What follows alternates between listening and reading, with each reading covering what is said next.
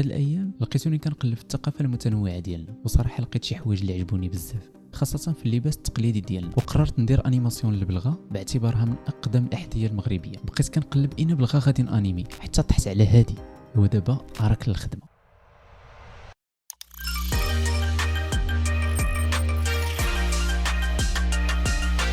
اول حاجه كيف ما العاده غادي نمشي نتخيل الانيماسيون الاساسيه كي غادي تكون في ادوب انيميت.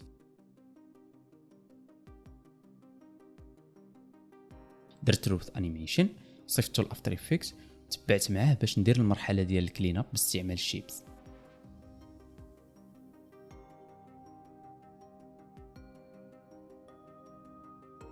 صافي بقيت كنتبع مع الفريمات اللي عندي، وهنا زدت واحد الشيب اخر باش نحدد البلاصه اللي خارجه من البلغه.